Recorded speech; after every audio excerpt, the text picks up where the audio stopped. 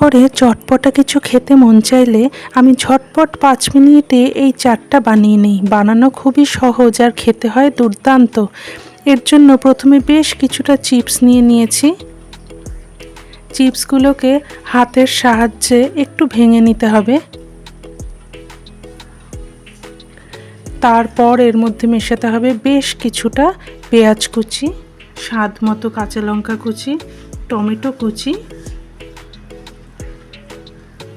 তারপরে দেব ধনেপাতা কুচি, তারপরে এখানে দিয়ে দিলাম চানাচুর, কিছুটা চিলি ফ্লেক্স, সাধারণ নুন, অল্প একটু বিট নুন আর হাফ চামচ চাট মশলা। তারপর সব কিছুকে ভালো মতো মেখে নিতে হবে।